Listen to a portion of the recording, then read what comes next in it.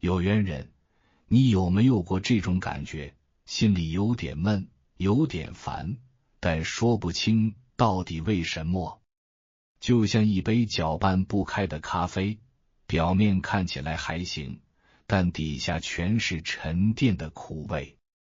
这种时候，你可能会下意识地刷剧，疯狂吃零食，甚至打开手机就开始无止境地滑 TikTok， 只求分散注意力。但是你有没有想过，这些情绪其实是在提醒你，嘿，停下来，看看我呀。情绪是什么？它到底要干嘛？先来说个事儿，情绪就像个爱撒娇的小孩，他一直想让你注意他，懂他，因为他有话要说呀。但我们常常做什么？无视他，压抑他，甚至假装没事，心想我挺得住。其实情绪就是你的内心给出的 GPS， 让你知道自己走在哪里，准备去哪儿。你开心的时候，情绪是在告诉你，哎，这条路不错，继续。但当你沮丧、生气、焦虑时，它其实是在提醒你，喂，有东西不对劲，得调整一下。为什么我们总跟情绪过不去？讲真，很多时候我们的教育和文化让我们觉得情绪是个麻烦。从小就听到大人说不要哭，哭什么哭，或是发什么脾气，不准闹，所以久而久之，我们学会了一个技能，掩盖。但掩盖有用吗？短期看起来好像挺管用，情绪压下去了，表面风平浪静。可是压久了会怎样？它就像个气球，越压越紧，最后还是会爆。接纳情绪才是对自己最好的爱。现在你可能会问，那该怎么办？要天天躺在床上抱着枕头哭吗？不是这样的。所谓接纳情绪，其实就是承认它的存在，不要急着评价自己啊，我有矫情了，怎么这么没用？就像面对一个迷路的朋友，你会怎么做？是不是先问他，哎，你怎么来这儿的？是不是出了什么事？情绪也是一样的，他迷路了，你要做的是先了解他。怎么跟情绪好相处？其实跟情绪相处并不需要多复杂的技巧，你只需要做一件事，倾听。但我知道，光说倾听很抽象，对吧？那我来拆解一下，让它变得简单又实用。一，给你的情绪起个名字。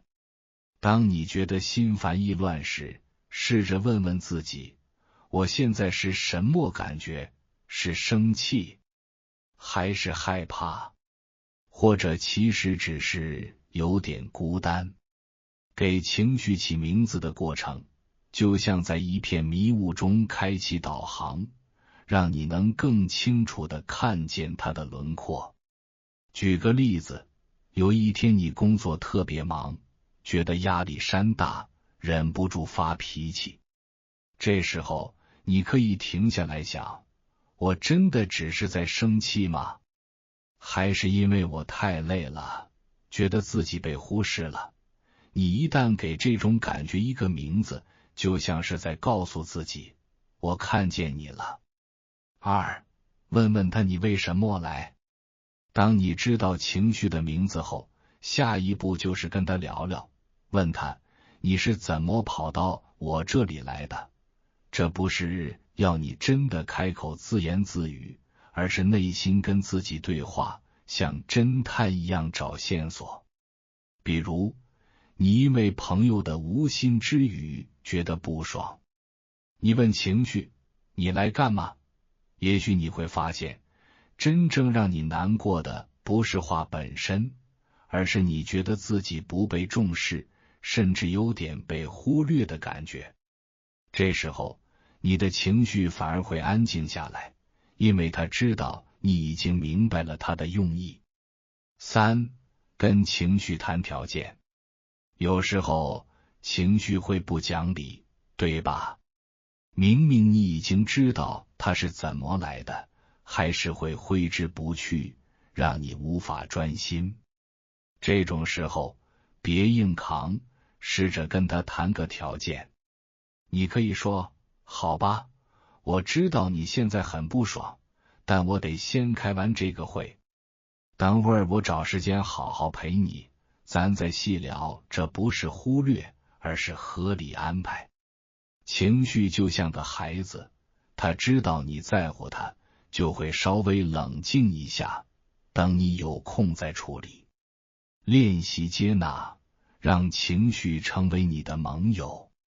当你能慢慢做到上面这3步，你会发现，情绪其实并没有那么可怕，甚至它会变成你的盟友，帮你看清一些平时忽略的东西。比如，当你每次感到焦虑的时候，你发现它其实是在提醒你，嘿，最近事情太多了，你是不是该学着说不？或者当你感到孤单的时候，情绪在告诉你，你需要一些连结，去找个朋友聊聊吧。情绪的力量在于，它能让你更了解自己，更清楚自己的需求。如果你能学着接纳它，说不定你会发现一个更真实、更强大的自己。跟负面情绪做朋友，不再打压自己。负面情绪听起来像是生活中的坏角色，对吧？可他们其实并不是来搞破坏的，而是来帮助我们看清现状。所以，与其把他们当成敌人，不如试着让他们成为你的朋友。别急着赶走负面情绪。负面情绪来了，大部分人的第一反应是什么？走开，别烦我。但你越想甩开它，它反而像甩不掉的粘人胶，让你更难受。这是因为你抗拒的力量越大，情绪的存在感就越强。不信你试试看，假如现在有人叫你千万别想大象，结果呢？大象的画面是不是瞬间跳进脑袋？情绪也是一样，你越否定它，它越会大声抗议。喂，我存在是有原因的。所以，下一次当你感到沮丧或焦虑的时候，别急着抗拒它，停下来告诉自己，好吧，我现在就是觉得不舒服，这没什么，光是承认它的存在，就能让你松一口气。尝试解码负面情绪的讯息。每个负面情绪其实都是一个带着讯息的小使者，它们出现是为了提醒你，喂，你有东西需要关注了。只不过他们的语言有时候很难懂，需要你花点时间去解码。比如，你觉得挫折感满满，开始怀疑自己。这时候你可以问自己，这感觉是从哪里来的？是不是我对自己要求太高了？又或者你在社交场合感到焦虑，试着问，是不是因为我害怕被别人批评？这些问题就是在帮你解读情绪的背后故事。负面情绪是成长的契机。负面情绪不一定是坏事，它可能是成长的催化剂。当你愿意去面对它，理解它，它往往能让你变得更强大。比如，有些人因为焦虑而开始学习冥想，从而变得更平静，或者因为害怕失败而努力准备，最后成功突破自己。这些故事的共通点就是，他们都选择了正视自己的负面情绪，并且把它转化成改变的力量。当情绪变得太强烈时，该怎么办？当然，有时候情绪的力量会大到让你难以应对。比如深陷悲伤或愤怒的时候，你会觉得好像掉进了深渊，怎么爬也爬不出来。这种时候，记住一句话，你不需要一个人撑下去，找个你信任的人聊聊，或者去寻求专业帮助，都是非常正常的选择。很多时候，把情绪说出来，哪怕只是让对方听着，你都会觉得轻松许多。别忘了，我们是群居动物，互相支持是人类的本能。学会跟情绪共处，就像学跳舞。一开始你可能会踩到对方的脚，感到不适应，但随着时间的推移，你会越来越能找到彼此的节奏。到那时，你会发现情绪不再是一个让人抓狂的坏伙伴，而是引导你前进的生活教练。情绪是我们的一部分，而不是我们的敌人。当你学会拥抱它，理解它，生活会变得轻盈许多，你也会更有力量去面对每一天的挑战。找回内心的平静，几个小技巧。现在我们聊到了如何接纳自己的情绪，但实际生活中，情绪的威力还是可能让人喘不过气。接下来分享几个小技巧，让你在情绪泛滥时能更快找到内心的平静。1. 深呼吸，不只是吸一口气。深呼吸这件事听起来简单，但真的很管用。当你感到紧张或焦虑时，大脑会进入警报模式，以为你正在面对什么巨大的危险。这时候，深呼吸可以快速告诉你的大脑，嘿，冷静点，没那么严重。试试看这个方法。1. 找个安静的地方坐下，放松肩膀。